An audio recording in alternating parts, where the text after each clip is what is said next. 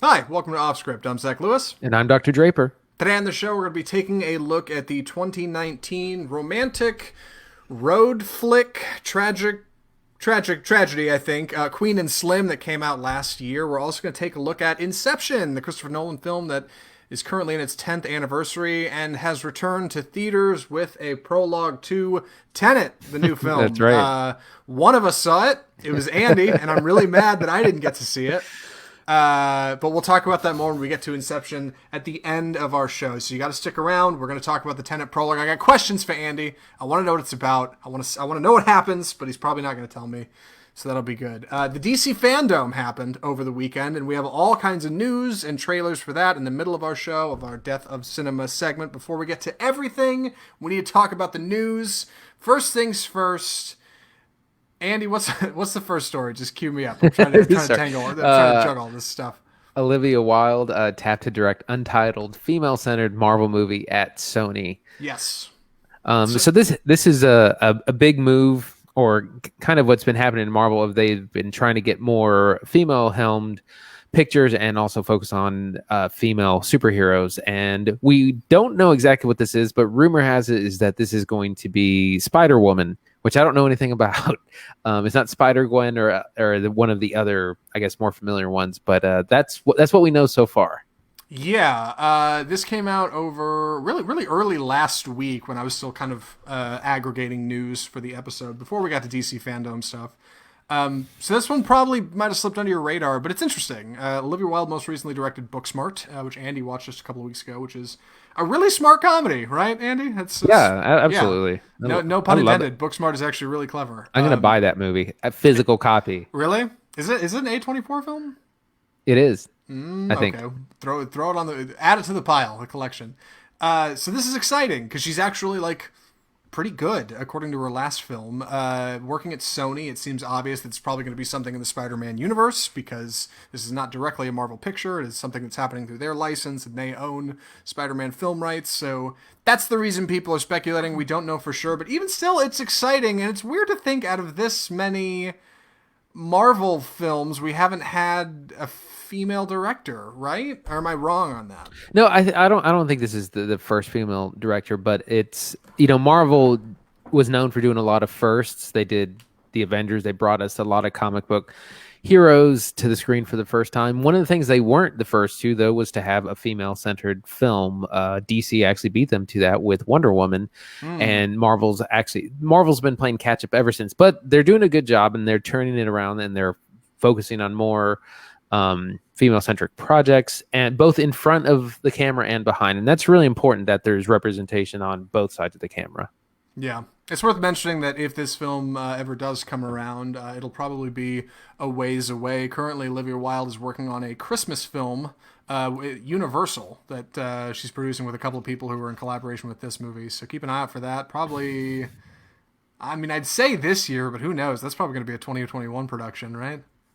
Yeah, that's right. It's going to be a ways off. Production is pushed for everyone. Yeah, so keep it here on Off Script for more, I guess. We'll keep you posted on what's going on with the Untitled Olivia Wilde Sony Marvel movie that might be Spider-Woman, but we're not sure. Speaking of comic books, Ben Affleck will return as Batman in The Flash. Oh my god. I don't even think this was DC Fandome news. It might have been. No, this was right before it happened. So Ben Affleck's coming back.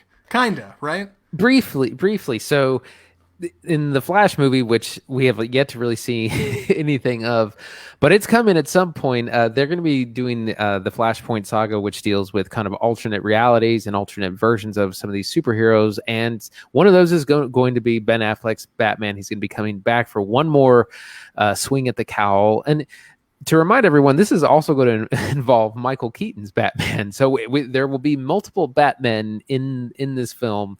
And I think that's pretty exciting. What do you think, Zach? I'm excited about it. This says here that he's, quote, a very substantial part of the emotional impact of the movie, which I think is cool, right? In the Justice League as we have it, as we've seen it, the Flash and Batman have a bit of a relationship, right? They kind of get along. Batman finds Ezra Miller and kind of brings him into the Justice League proper. So it's going to be a little weird. I assume it will be a bit of a farewell right? Similar to like Michael Keaton's Batman, a bit of a passing of the torch to ideally Possibly. the Flash or whatever is going on in Robert Pattinson's Batman, because we got all kinds of Batmen nowadays. But I'm excited about it. I think just like having Michael Keaton in there, I think there's a lot of potential for this to be like really compelling and interesting, cinema. Well, it shows that they're introducing this concept of multiverses and multiple, superheroes, which they do all the time in comic books. This is very, very common, but we haven't really seen go to the screen. And I do need to mention something that I think is going to be really exciting. So, kind of what happens in the Flashpoint saga, or at least one of the exciting points, is that in the in the famous crime alley where Batman's parents die, in this version, it's Bruce Wayne, young Bruce Wayne, who dies, and his father becomes Batman, and his mother actually goes crazy and becomes the Joker. So that's like this huge twist. Yeah, What? Oh it's my rad. God. So now I don't Wow. know if that's what they're doing for the movie, but we could see that. But I did not know the details of that storyline. That's interesting. Well, that would be something else. But that's getting a little bit in the weeds. man, yeah, I had a train of thought and I totally lost it. I think what's probably I should probably just move on to the next story. Either way, it's going to be interesting to see Batfleck come back one more time. I'm excited about it. I'm really excited about this Flash movie. There's a lot of potential for reset. There's also a ton of potential for like clumsy, nonsensical nightmare mess. So we'll just have to see. I guess we'll just have to see what happens. Well, My last well, I was going to say, and somehow Ezra Miller, or his Flash character started in kind of the older of this DC universe, which was much darker and also kind of a mess, and it's going to come out at a point where DC is actually kind of getting their act together. So it's going to be interesting to see what we get.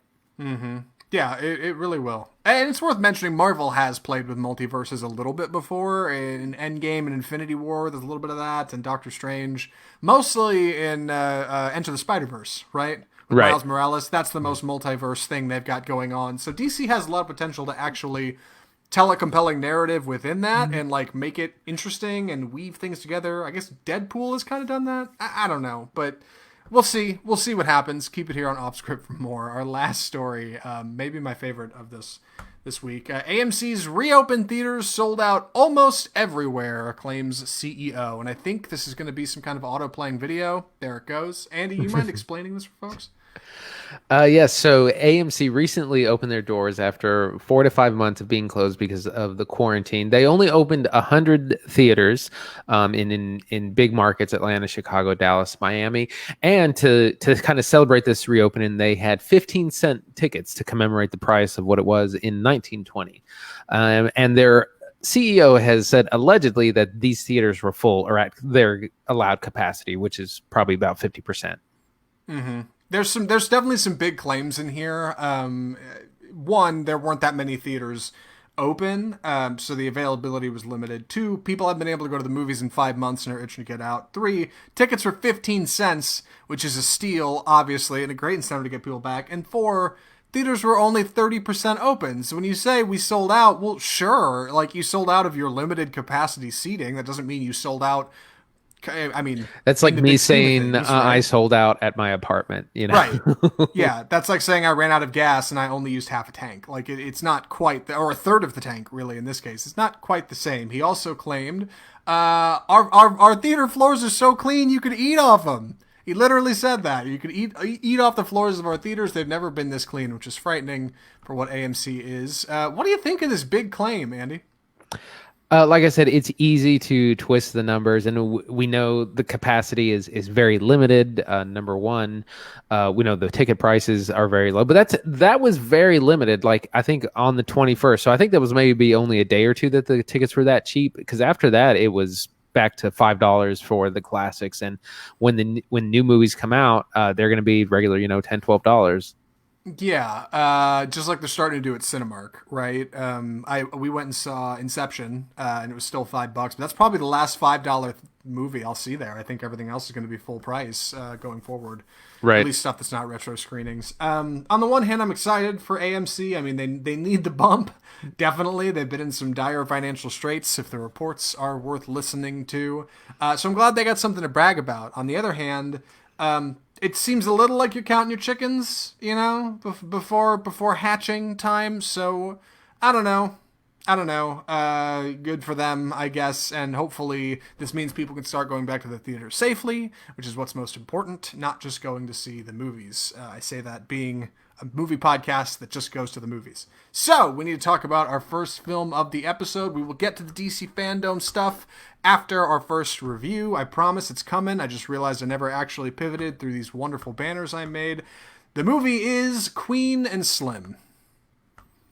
So Queen&Slim is, like I said at the top, a romantic road film, essentially tragedy, which is a bummer to say, but let me explain why. The film opens with a young couple. You can see it in the trailer that's playing on screen if you're watching on Facebook, that are out on their first date. They get pulled over for a routine traffic stop, and things go horribly, nightmarishly wrong. Our young couple is black, of course, and the cop who pulls them over is white, so you can imagine how that might go. And suddenly, before they know it, they are on the run and need to get out of town very fast and can't go anywhere for help. And there is a nationwide manhunt searching for these two young pedestrians who have made a terrible mistake. It's an interesting movie because it has an awful lot to say about race in America, where we are politically, how we're divided along amongst lines of color.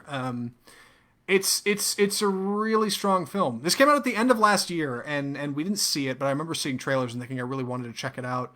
I don't think it got considered for Oscars or anything. Yeah, it got overlooked, I think. Oh, so it was supposed to be? Oh, that's a shame. I was hoping it would get pushed to this year or something. You know how they have that weird release window. Yeah. So I don't know if it hasn't been considered. I hope it gets revisited because that would be a shame. It's a really powerful film. The movie stars Daniel Kaluuya and I forget the name of our Jody Turner-Smith. Yep, that's This correct. is her first big role. She's done some other things since. It is a tremendous movie, and I'm really excited to talk about it. Andy, what did you think of Queen&Slim? I really enjoyed this movie. I really love this movie. It's so passionate. It's very emotional. It covers lots of topics. It is, very clearly about race, but it's about so much more. It has themes about family and legacy, and our two protagonists. They're thrown into this situation. They're thrown into this situation not liking each other. They're on this kind of reluctant date that's going terribly at the start, and they slowly get to know each other, and they're very different. And we can talk more about their characters in a minute, but they're not really super compatible in the beginning when we first meet them. But it's a love story. It's about them coming together, bonding through the situation, and them being on the run. Yeah, it's a very simple setup. I timed it. Our characters are on the run within 12 minutes of the film's opening. It's very fast, and it is a 2-hour and 12-minute film, which works out because you have 2 more hours for them to hit the road and figure out just what the hell their plan is. It's got elements of like classic road films with people kind of discovering themselves as they travel across America. It has elements of horror, which are fantastically put together. The film is really, really well directed. It's directed by a woman named Melina Matsoukas, who's previously directed a few episodes of HBO's Insecure and some Beyonce and Rihanna music videos, amongst others. She's tremendous. There's a lot that really works in this movie, and I'm really bummed that we not only didn't watch it sooner, but haven't had the chance to talk about it until now because it's really good. So what's the best? I guess the best place to jump into this, since I'm the one who's supposed to be leading this thing.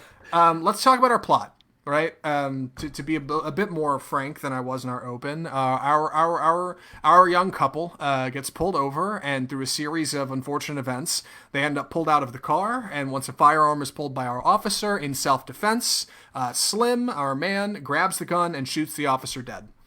And now you have body cam footage of an officer who's been shot and killed by 2 black people who immediately take off because Queen, as she's named in the film, is an attorney, and she explains that, hey, nobody is going to believe us. No, even with the camera footage, if there is camera footage, because they're not sure, nobody will believe that we were innocent here. Like, you're a black guy who just shot a white cop in America. That's not going to work. It's set in 2019. It's set in a very racially charged America. Why not? And they take off, and they have no idea where they're going. One of them says, hey, I got an uncle over in Georgia who might be able to help us out, and they drive out that way, and they hope they can figure it out. And throughout that, they end up getting haircuts, they change their clothes, and they're trying to hide in plain sight, dodge the cops, and hopefully get to Florida so they can figure out some kind of escape plan from the United States. It's a stressful movie. And there's definitely a lot of times of kind of relaxation and downtime and even peace, but those come at a cost, which are explained in other scenes where these characters aren't around, where kind of the repercussions of their actions are spreading out amongst the community. It's really fascinating. So, Andy, almost a 2.5-hour film. What do you think? Did it keep your attention? Were you bored? I was into it the whole time. It is just a hair too long. I feel like it could shave 5 or 10 minutes, but not a lot. But it's like you said, there's so much tension. Like every scene is really engaging, and there's every time they have to stop because they have to do things like eat and stop for gas and find money because they don't have any. Right. And every time they get in, they have to do any of these things. There's so much tension and danger, and you feel it in every scene. So you're kind of tense the whole movie, but in a good way because it's just. It engages you the whole time. We talk about like when half the time when we watch these Netflix movies, you end up being on your phone half the time because you can't really grab your attention. But I was into this the whole time. Yeah. And this, and like you said, this came out. This came out in fall 2019, November, December, and all these issues are stemming. We've had an incredible summer of protests. The Black Lives Matter protests and others, and we're still having these kinds of incidents happen even this week. So it's very topical. It's very relevant, and it's a lot of it's hard to watch because our characters know that the system is against them. No matter how innocent they were, and technically, Queen is innocent in this whole thing. Like she didn't shoot anyone. She. But it kind of doesn't matter, and they both know that. Yeah, the movie, like I said, is juxtaposed with kind of like the actions of these characters and what has happened in the wider community versus like what they're doing. Our two characters are just fleeing blindly from where they've been and where they've come from and where their shooting happened, and just trying to figure out what the hell they're gonna do. For the most part, they're in the car. They don't really have a whole lot going on, but outside of that, when they stop, they find out, oh, hey, you're on YouTube. Somebody posted the video and it's got 1 million hits and now it's trending and your face is in the newspaper and now there's protests going on because the cop you shot actually shot a black guy who was innocent like 2 years ago and he was totally crooked and you did the right thing. And suddenly you get a community who's coming together and saying, hey, we need to protect these two people who are innocent versus a community who says, hey, they are bad and we need to stop them. And you have this whole kind of war going on completely outside of the car. You barely ever really see. And it's really fascinating because our two characters have to not only deal with the stress of fleeing this horrible crime, but also like becoming these icons that they never wanted to be and never intended to be. It's really fascinating how that kind of happens. Yeah, they become, like you said, the icon or the face of a movement. There's a big protest scene, and that were there. Their incident is what's kind of fueled this whole thing. And again, people see them and they change disguises and they change clothes, but people still, it seems like everyone recognizes them where they're at. But most people say, hey, we know you did. We know what you did was in self-defense. You did the right thing. We're here to help you. It's an incredible situation to be in, but not everyone is supportive of that. Some people are looking to turn them in. Some people are kind of middle of the road. Some people are on their side. So it's a real interesting dynamic you get. Yeah, and it creates this really compelling idea of community versus like justice, right? And doing the right thing and what you believe is the right thing versus like objectively, what you should be doing. It's really fascinating. And like I said, so much of that happens outside of the car.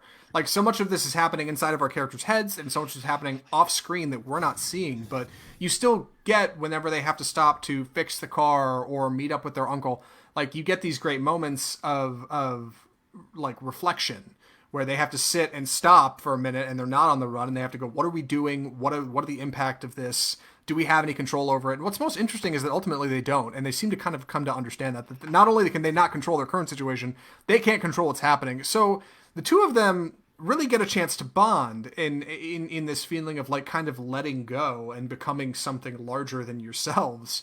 And that's where you get these great performances, which is where we should start talking about Daniel Kaluuya and Jodie Turner-Smith, the two people who are in the car, Queen and Slim. Andy, what do you think?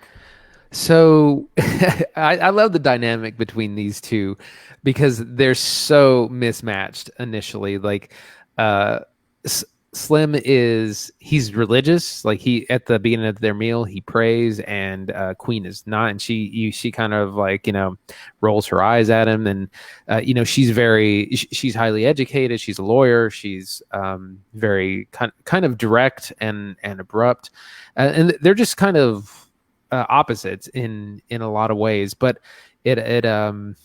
eventually they find common ground through this trauma, through this tragedy. But the performances are really incredible, and especially like they don't get along through a lot of the movie. They are like arguing and fighting in the car through most. Like the trailer shows them like falling in love, which does happen, but there's also a whole lot of disagreeing that happens. Right, and it's well done because it's not just the two of them bickering the whole movie. It's just the two of them kind of snapping at each other every once in a while, and then more plot. So it's not like just two characters fighting the whole movie. You don't really have to worry about that, but you can tell like there's some visible tension between the two of them because of course there is. Look at what's happened because of this date they went on.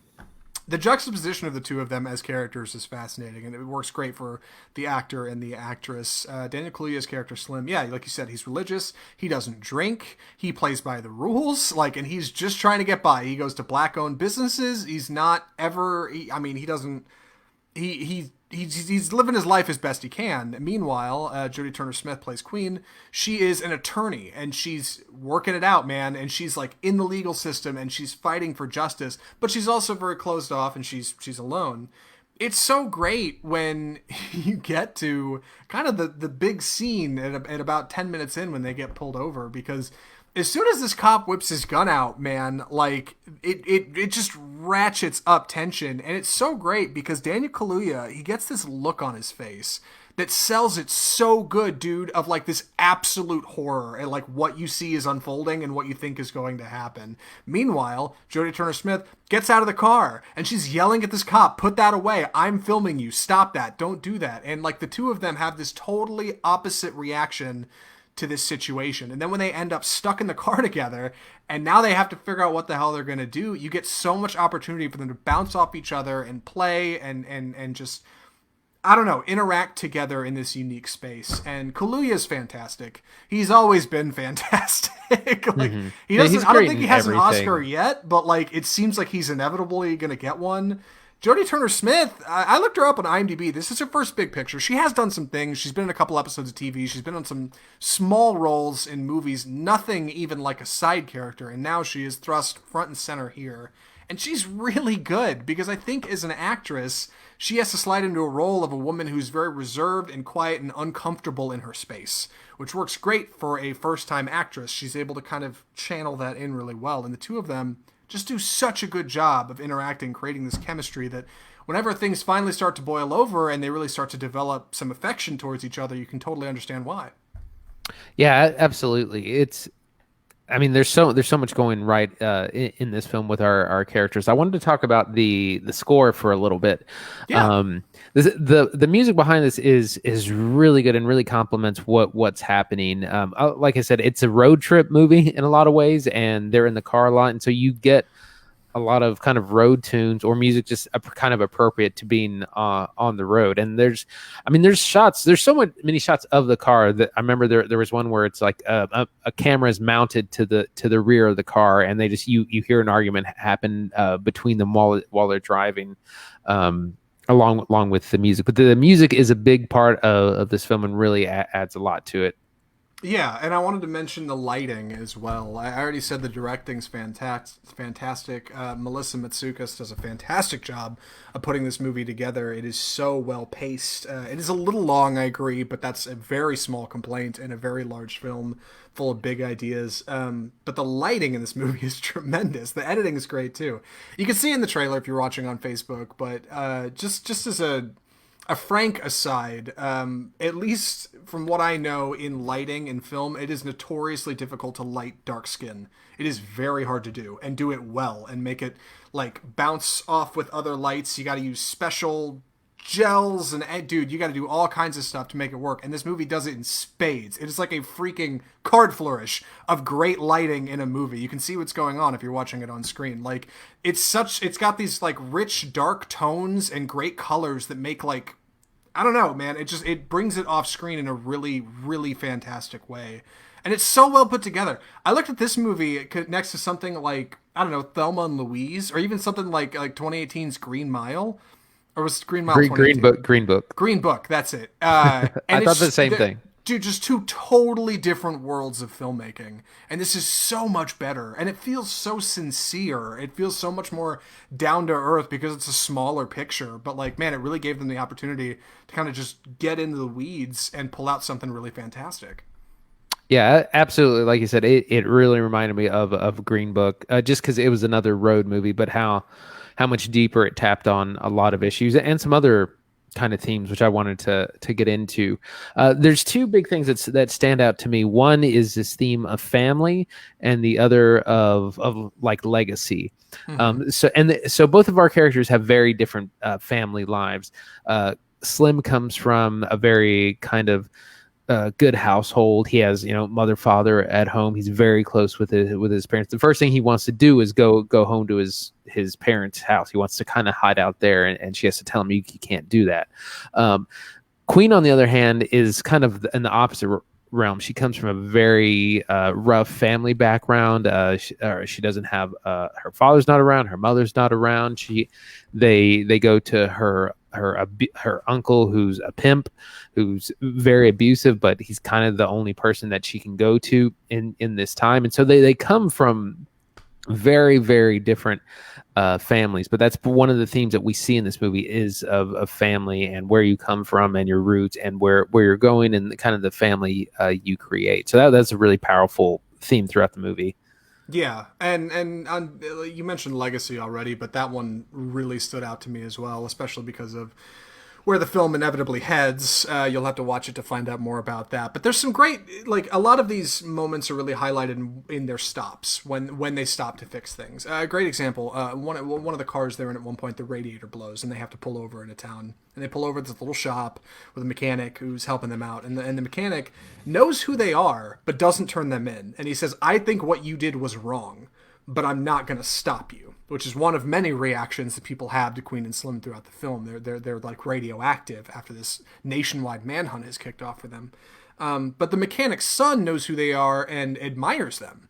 He's seen them. He's seen what they've done. He saw the video and he thinks they're in the right. In fact, he's going to a protest later just about them. And just meeting them affects this character in a way that directly affects his following actions the next day, which sets off a whole other chain of reactions. And there's this wonderful kind of butterfly effect thing happening as these characters travel across the country. This is one small example, but I love this idea of like a growing movement, especially when you don't necessarily want that for yourself, because that's something these characters have to face. Like, what is happening out here, and are we okay with it, and is there anything we can do about it?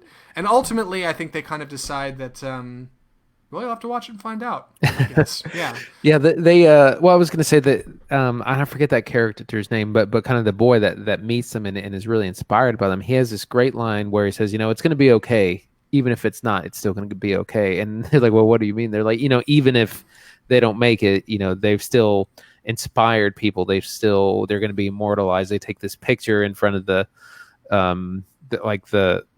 car shop. That eventually becomes iconic and gets spread around. But there's, like I said, these ideas of legacy, of immortality, of that, you're going to live on long past whatever happens, even if what happens is bad. And so, like I said, this idea of legacy and future is really important and really well done. And this is one of the things I love about film, when they have strong themes that you can kind of follow and see throughout the whole film. Mm-hmm. Queen and Slim is available on HBO Max. Andy, any other thoughts before recommendations? I'm ready. Andy, would you recommend Queen and Slim? Absolutely. It's really a powerful film that touches on a lot of current topics, definitely some content warning things. Feel free to look those up. But incredible performances, good score, really great movie. I'm sad I missed it at the time because I remember seeing trailers and things for it. Yeah, I'm in the same boat. Two thumbs way up. This movie's super good. I wish I'd seen it last year. Yeah, I wish I'd seen it sooner. I'm excited to see what Melissa Matsoukas does next. I looked up the light. I looked up the gaffer in this movie and the editor. I want to know what they're doing next. Like it just felt like such a passion project, you know. And it's rare that a movie comes along that feels that way, where it just feels so sincere and just feels like such an intimate story that you get to be a part of. It reminds me of something like. I don't know, the Florida Project. It's just it's good. It's a real good flick. It's on HBO Max. You should absolutely go check it out.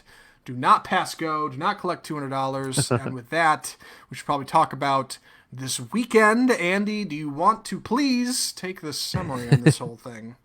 It's time for the death of cinema.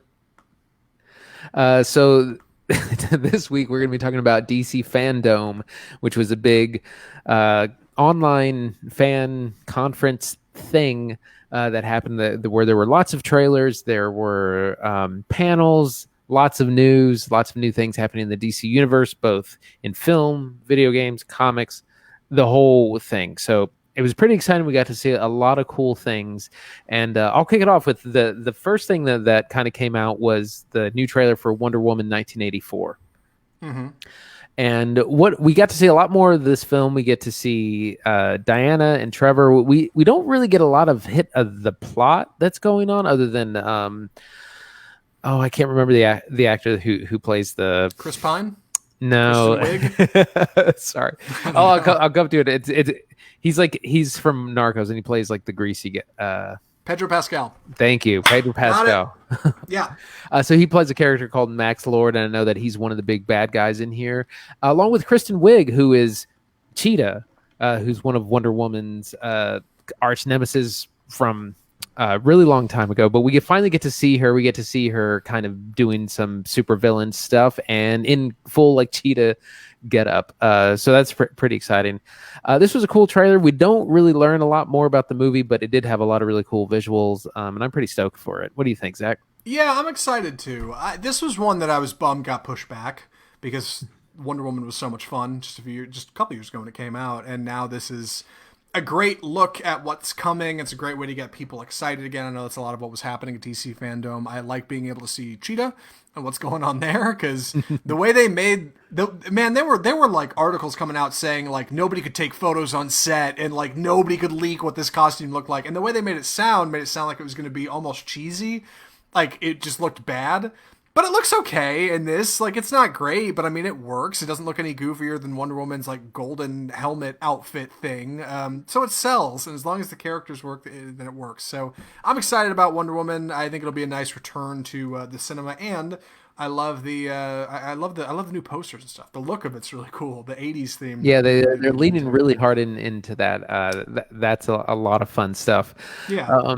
The next thing that we had, or that was a big deal, was a sneak peek at the Suicide Squad, which is the sequel to the original Suicide Squad film from several years ago. This new one is going to be helmed by James Gunn. And this wasn't a trailer. This wasn't anything that we saw new film footage. It was mostly behind the scenes shots. It was some interviews with the cast and crew and with James Gunn. And so we got to peek a little bit of stuff. First of all, there's going to be a ton of characters, many of which I have not ever heard of. Things like, what is it? King Shark, Bloodsport, Blackguard, Savant, Peacemaker, Weasel. There's a video that you can watch that has the rundown of these, and it's really funny because there's literally a guy who's like a weasel. It's but like I said, unfortunately, we didn't really get to see what the movie itself is going to be like. But it's definitely going to have a lot of action. It has a little bit different look. Margot Robbie doesn't look like a 15-year-old anymore. She's got a much better costume. It's some cool stuff.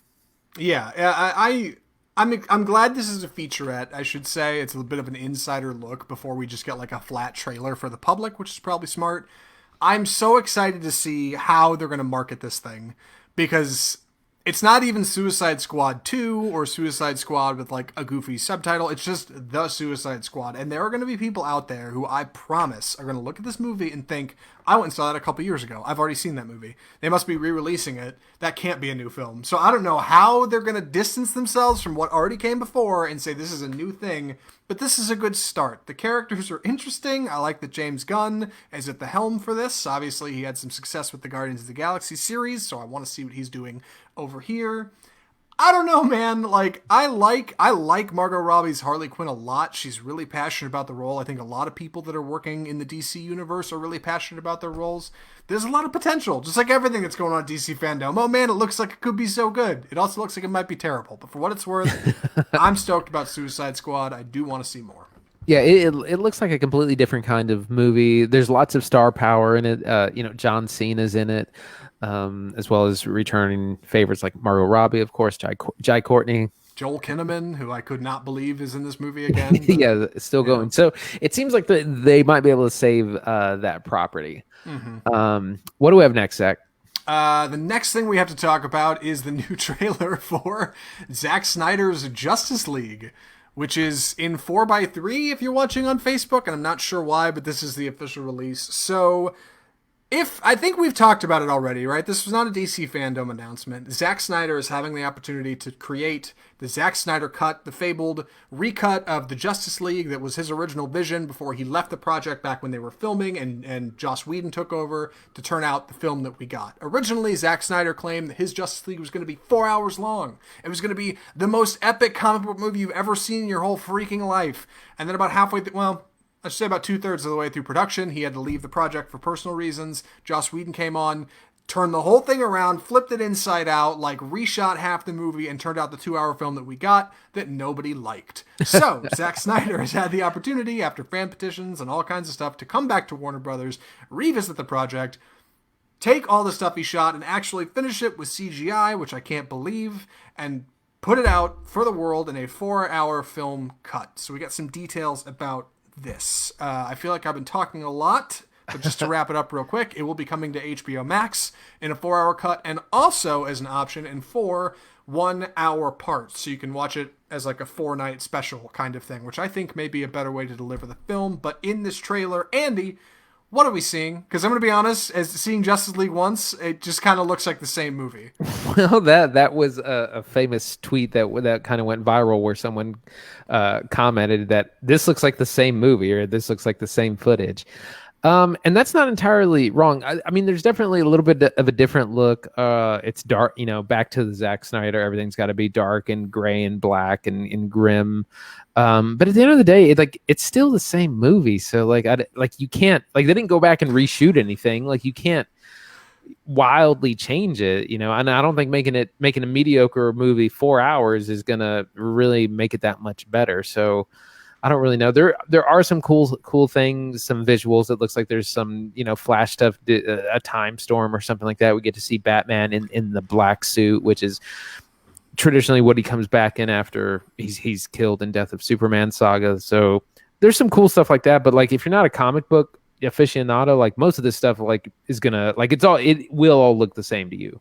Right. I'm so interested to see what happens in this movie because Justice League, Joss Whedon cut is it's real bad, man. It's real bad. It's notoriously bad so if you haven't seen it.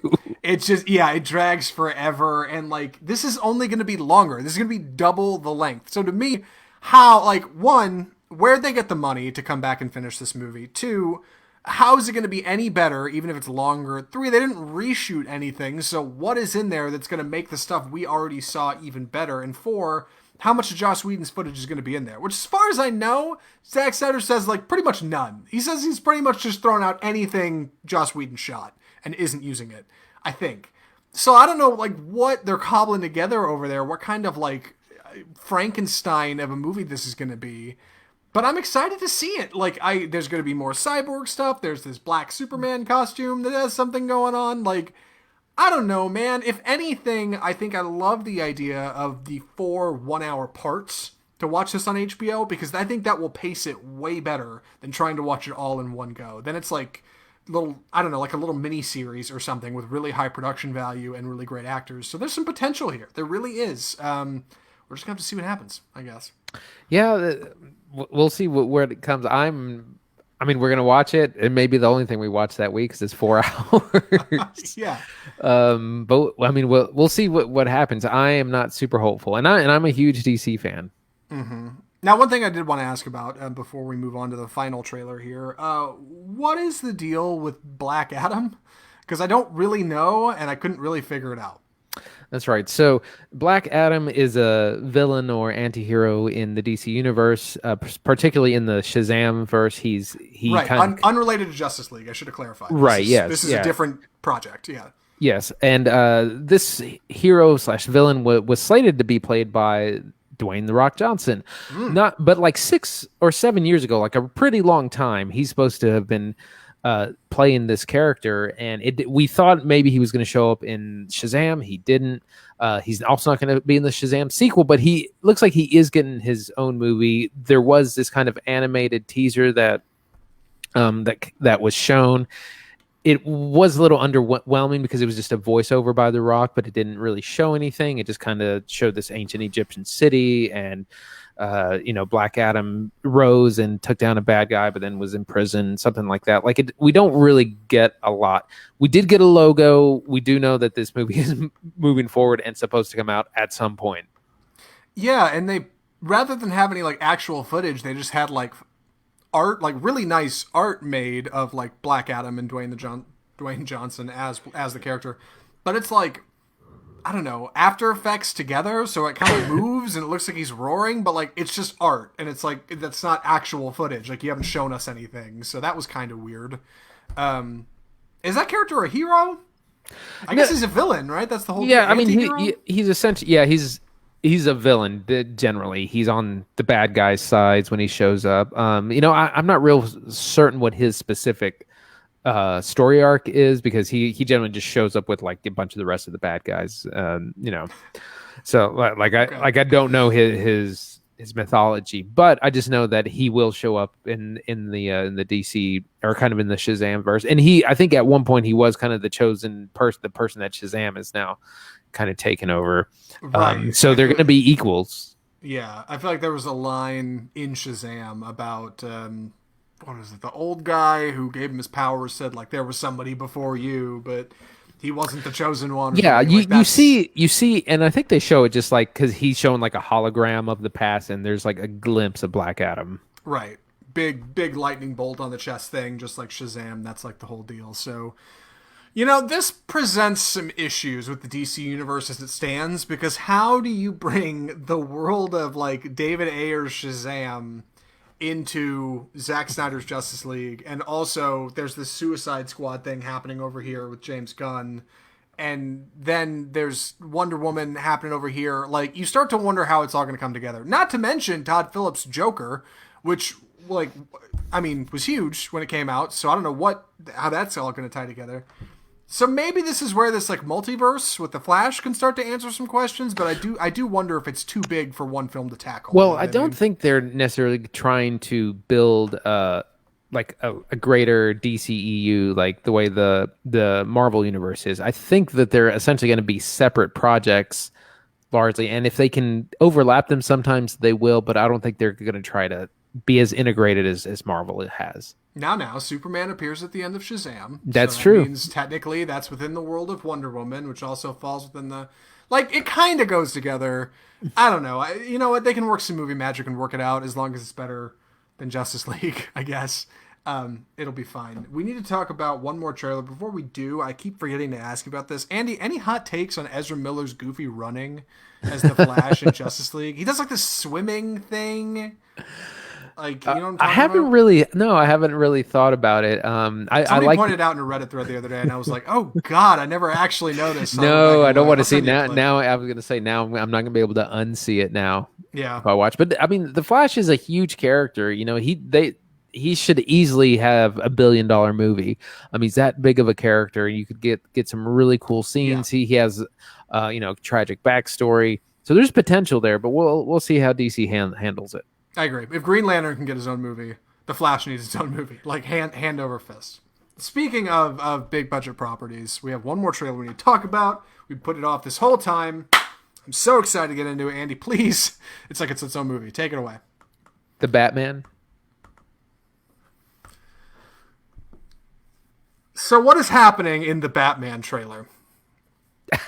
Okay, so we finally get a glimpse of the new Batman played by Robert Pattinson, and it opens up in someone has killed someone and has left a note for the Batman, and we see finally Batman show up, and this looks like a mystery, several mysteries, and which points to dun dun dun the Riddler being the big bad guy. And this movie is super dark, as if Batman couldn't get any darker. But it's very grim. It has the look. A lot of people have compared it to Seven, the kind of psychological thriller from the '90s with Brad Pitt and Morgan Freeman. It's like Seven meets Batman, because he's going to have to solve this mystery.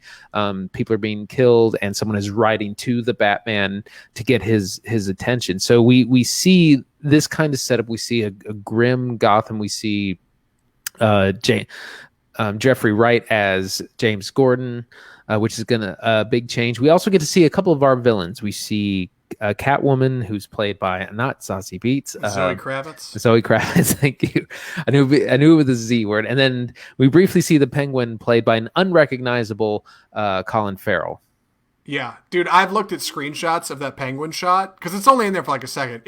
I still can't see Colin Farrell in there. Like, the makeup is so, like, I guess put together, you just don't even see it. This movie looks so cool. This movie looks so cool. And the more I see the trailer, the more excited I get, which is why I should probably stop watching it and, just wait and see as it comes. But man, like, this just mega dark, like, very quiet adaptation of, hey, here's how we think Batman could go is fascinating. It's like Batman horror, which is perfect because we haven't really seen that yet. I love this idea of the Riddler being this, like, crazed lunatic. Or assuming this even is the Riddler and not some other Batman villain framing the Riddler. Like, we really don't know. That's part of the charm of Batman. Pattinson looks awesome. I know he's a slim dude, but man, in the Batman suit, he just looks so imposing. Like, they have crammed so much, like, armor onto him. He comes out with just this huge silhouette of a figure that comes off totally Batman. And there's one great shot of him beating the hell out of some poor guy. And it just looks like anger, dude. Like, there's a little bit of, like, jujitsu fighting technique and a whole lot of just super mad punching. And, like, that's good stuff. That's some good old-fashioned Batman. I can get into it. What do you think? It's definitely a different kind of Batman, which is hard to do because we get a lot of Batman movies, and so it's hard to kind of reinvent how you're going to do the character, and the look is very different. He looks like he put together the suit in a garage, as opposed to a fancy R&D department like in the Dark Knight trilogy. So it's a much more kind of grounded look. The Batmobile, it looks like a muscle car. It's very different from other films. And like I said, the tone of it is. I mean, it's kind of like you said, it's horror, which hasn't really been tied into the film before. Yeah, I'm really interested to see where this goes. People say, of course, Pattinson looks like emo Batman. Sure, you call it what you want. The way I see it, he's 2 years into being the Cape Crusade, all right? He's got a lot to learn. He's a young guy. He's figuring it out. I love the look of Gotham. There's just a couple of exterior shots. You don't get a whole lot, but there's a whole lot of, like, this old Gothic architecture, gargoyles and stuff. The kind of stuff Tim Burton was doing back in the 80s that we have not seen in the Christopher Nolan stuff. I love these gangsters with the goofy face paint on. And what's most interesting about all of this is this movie is not done shooting. They shut down for COVID. According to the director, they've only shot like 25 to 30% of this picture, which means they produced a trailer for a film, or at least a teaser, with only 30% of the film actually shot. So I mean, it's not even linear what we're seeing. We're just getting raw images of what's happening, and it's fascinating. I can't wait to see more. Like, this is such a great tease. I love the car. I like the new Batman. I like a couple of the shots in here.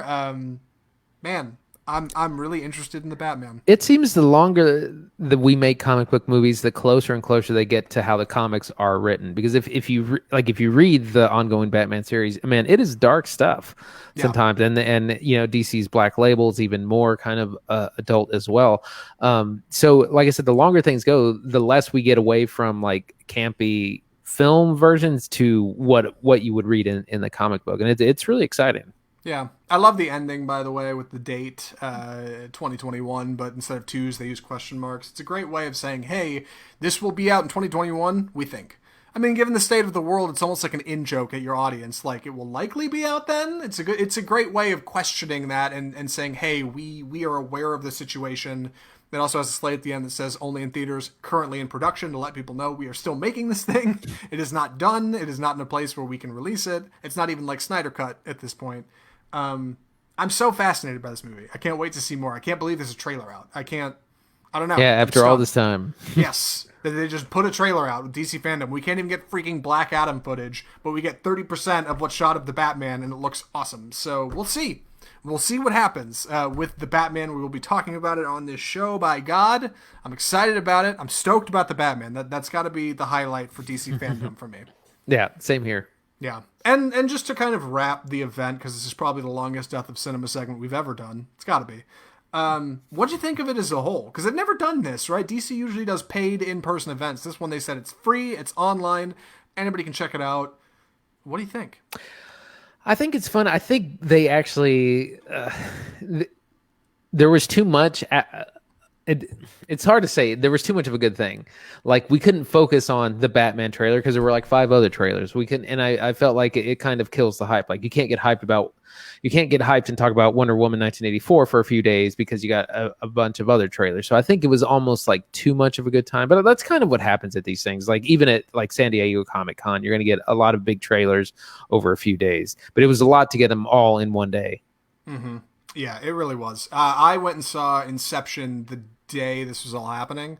So I was in the theater for 3 hours. So I got out and hopped on Twitter and was like, oh man, look at all the cool news. I imagine just kind of getting it as it comes is probably a bit of a hassle. They had some kind of live stream, right? You could tune into and watch the whole thing. Yeah, like I said, there were panels with the director and other people that you could watch for the various films and games and other things happening.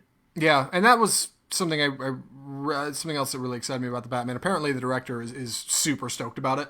And just all positive. There was no like, I don't know, we're still gonna work it out, or we're still figuring this out, or there was no like hesitation. It was just all positivity. So I'm really excited to see where they go with it. With that being said, speaking of things that are coming up, we need to talk about a movie we watched, and then something that happened before a movie you watched that I'm more excited about than the movie we actually watched, but it's fine.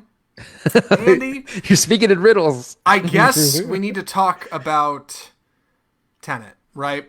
At least what you saw of it. That's right. Please set the stage for people. How did you see this thing? Yeah. So before I went and saw Inception, the 10-year anniversary, one of my favorite movies of all time, in the IMAX here in Dallas. And before the film, there was a prologue of Tenet, which I've completely forgot about, which is, of course, Christopher Nolan's next sci-fi mind-bending film. And there was, like I said, there was a preview of Tenet, and I was like, "Oh my gosh, I completely forgot." And I'm not going to spoil it. I'm not going to go into it. But if you think of Christopher Nolan's other big films, he's known for his intros. If you think of the bank robbery in The Dark Knight, if you think of the dream heist in Inception, if you think of in The Dark Knight Rises, kind of the plane battle or plane heist with Bane, Christopher Nolan is known for having really great intros to really grab the viewer, and so that's what we also get in this. We get about 5 minutes of footage. It's kind of a rescue mission. John David Washington looks like he's part of some sort of like undercover kind of CIA group, and he's with a group of guys, and they kind of have to go in and rescue. And a lot of the footage was from the things that we've seen in the trailer, so it wasn't wildly different. But some of the things that we got were just lots of action, lots of drama, lots of reality. Like, Christopher Nolan is so good at making things look real. And we also got a sense of scale, because one of the things he does is, if he needs 100, 200, 500 extras, he'll get 500 extras to do what he needs to do. And yeah, so, he will.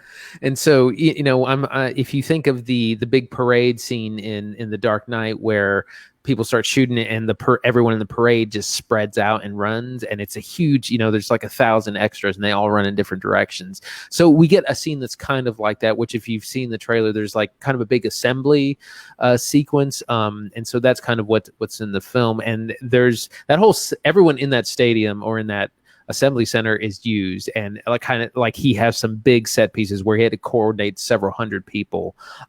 Really cool stuff. No details on story. There's a little bit of some backwardsness, for lack of a better term. Okay. A hint at the score, because this is it's Zimmer again, but it's very different. It's not like Inception, it's not like The Dark Knight, but it's still it's very minimalistic.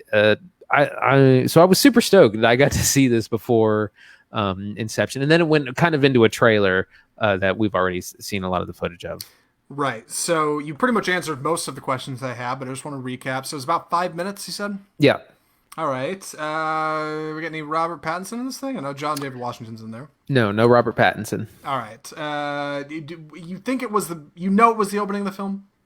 I don't know that it was the opening of the film. I'd heard it basically is, so I'm sure that's probably what you saw, but it just kind of opened flat. All right. Good action, you said, and a little bit of this inversion stuff featured in the trailer? Yeah, so, Christopher Nolan does great action. He does big. He does over the top. He uses a lot of people.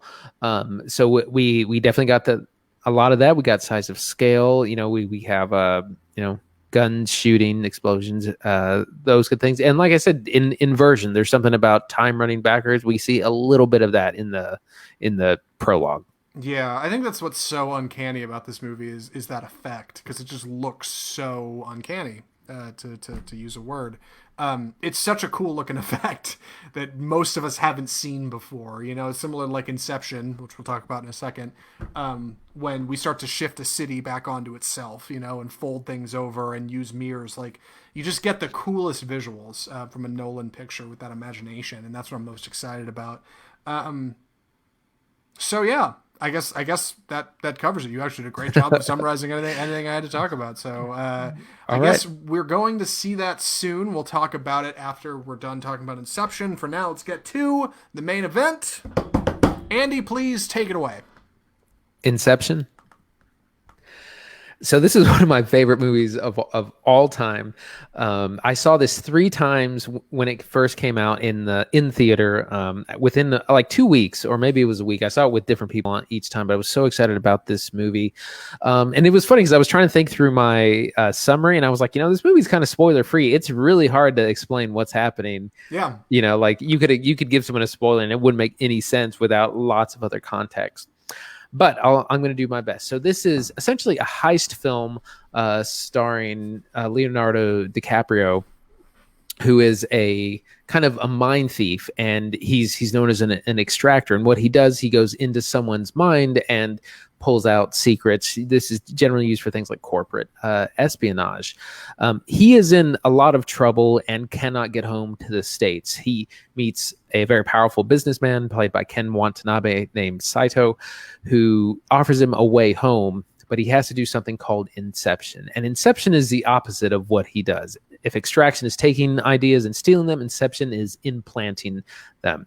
And he's told, or we are told as the audience, that this is not possible to do. You can't place an idea because someone always knows where it's from. They'll know that they got it from somewhere else. But Cobb, Leonardo DiCaprio's character, assures us that it can be done. And so he pulls together a team starring Joseph Gordon-Levitt, Ellen Page, Tom Hardy, and others to pull off this heist.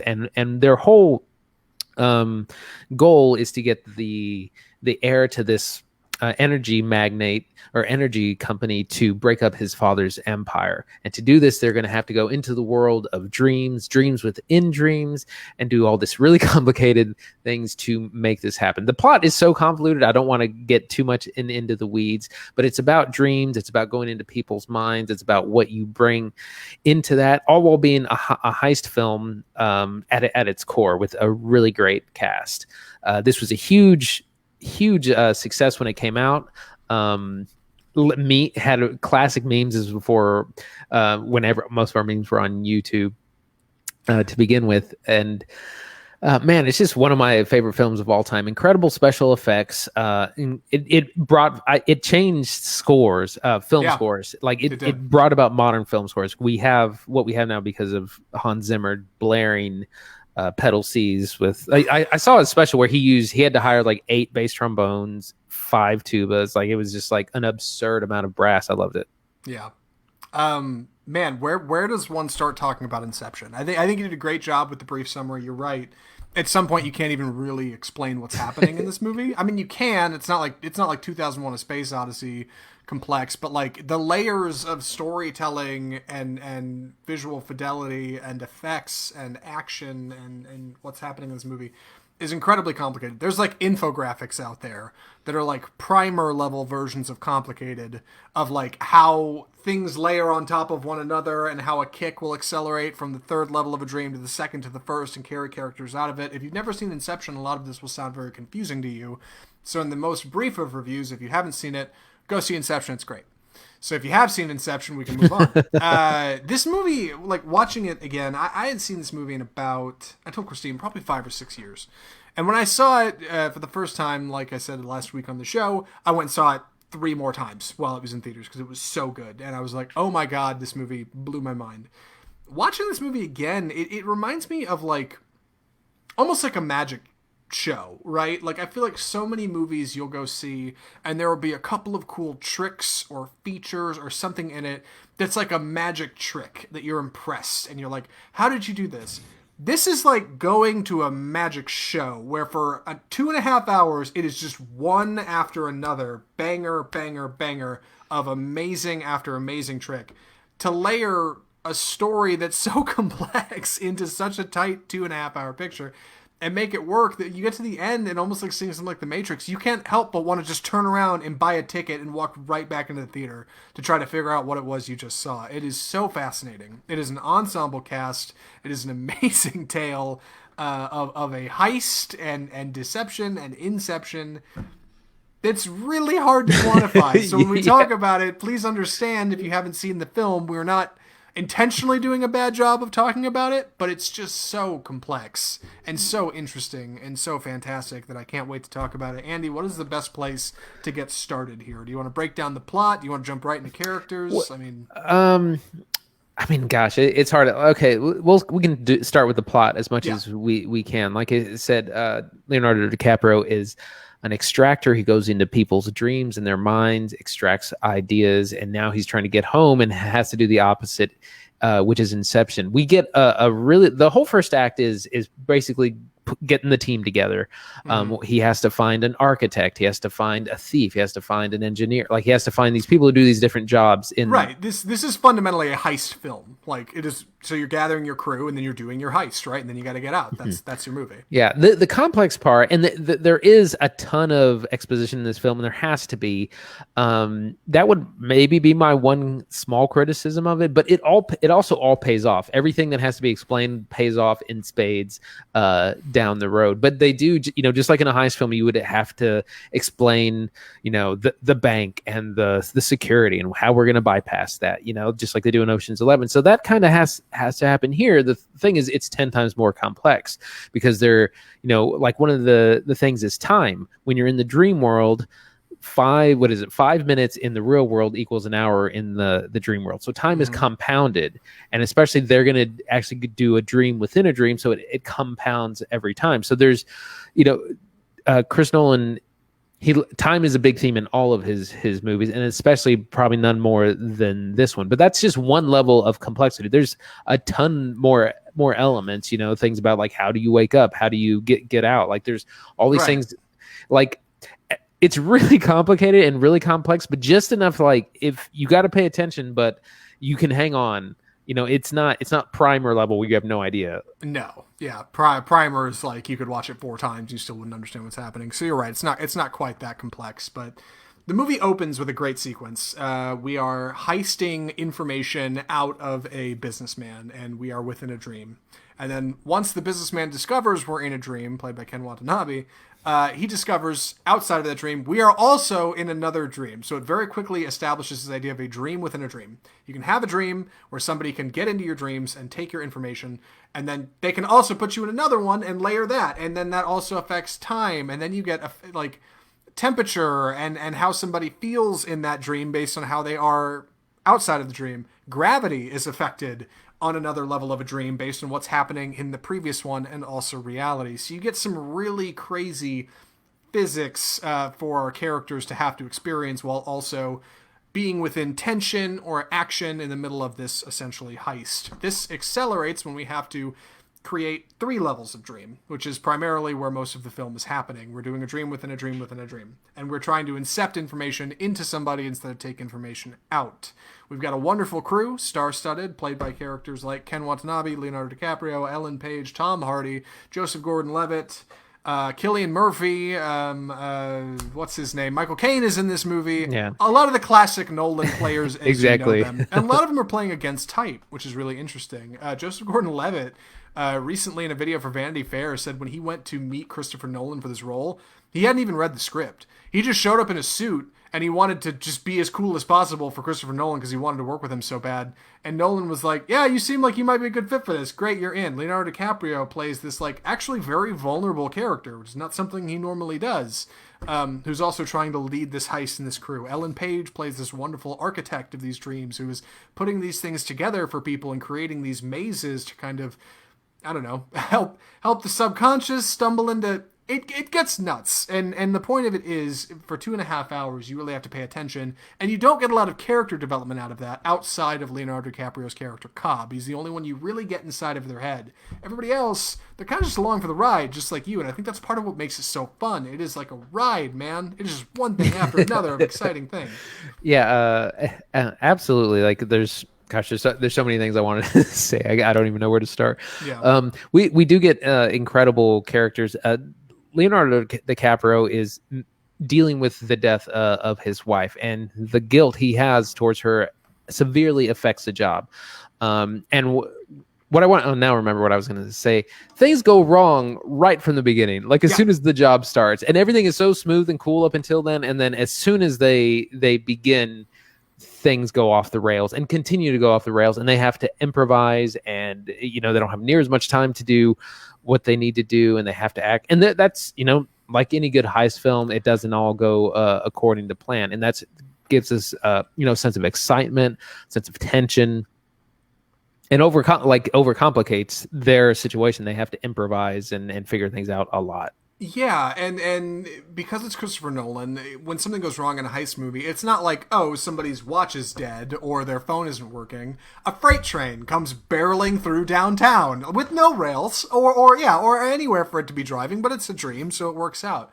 The movie does a great job of slowing you down, at least in the end of the first act and into the second act, and saying, okay, hold on, we're going to take our time, we're going to explain Cobb a little bit more and get inside of his head, we're going to explain Ellen Page and the architect. She's kind of the newcomer to the group, and she's the way we are able to learn about how all of this technology works, that it's old, outdated military tech, that they're not using it anymore, that these people are using it to heist. She's the way we're able to kind of learn what's happening and get some great tutorials in the dream world of how it all works. It reminds me of The Matrix, when Neo is learning how the Matrix works and finding out, what's going on. It also doesn't spend a lot of time giving characters the ability to flex out of their roles a whole lot.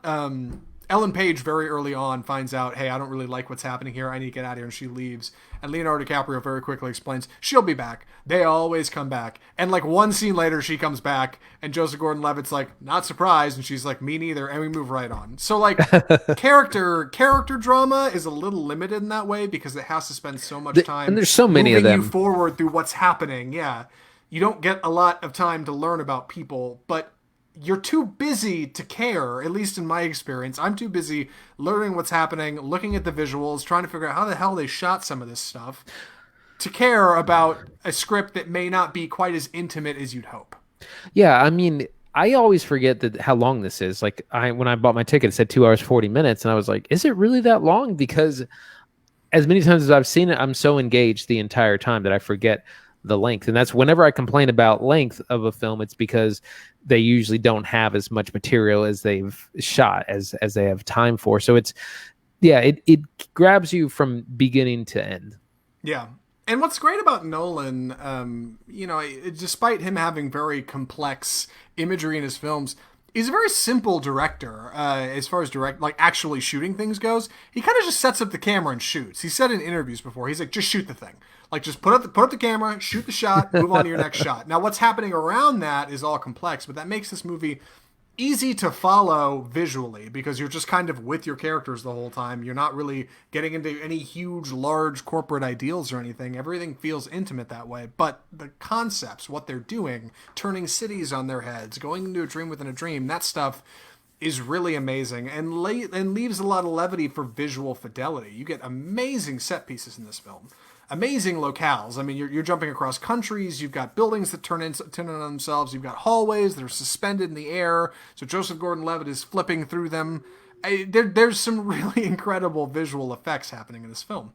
Yeah, the creativity is what's really mind-blowing. And it's funny because I've been having this conversation recently that's really what's lacking from kind of the modern Star Wars is nothing is new, nothing is nothing makes you go, wow, I've never seen that before.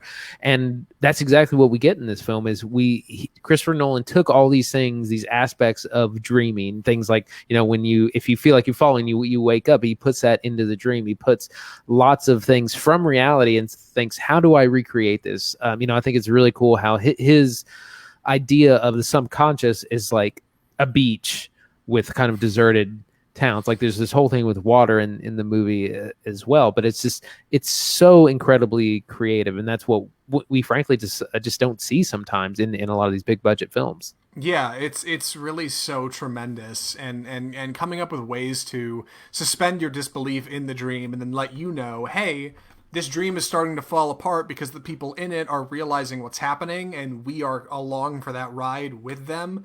Makes for some really incredible pieces as well. I mean, we get water cannons shooting like hundreds of gallons of water through windows. We get bar scenes in hotels tilting onto their side and extras like having to brace themselves in their seats. Like really incredible stuff happening in this movie. It's like a masterclass in like incredible filmmaking. And it just feels so sharp. It's weird people don't talk about this movie more because it's got to be one of top 5 heist movies like ever, right? I mean, it's this was my number 2 of my top 10 of the decade. Yeah, right. And if you're only going to pick one Nolan film, this is a great place to start. It's weird to think that he made this after Dark Knight, in between Dark Knight and Dark Knight Rises. Like this was the movie he made. Well, yeah, and I mean, especially since after Dark Knight, I mean, it's like, where do you go? That's a masterpiece. How do you top that? And I think he actually kind of did. In a way, yeah, I think so. It's a shame it's not as remembered, I think, or revered quite as well. But I think culturally, it's just because it's just too complicated. I think a lot of general audiences were just confused and were like, this is weird and I can't really keep up with what's happening. But man, if you're willing to dig deeper, Inception is incredibly rewarding.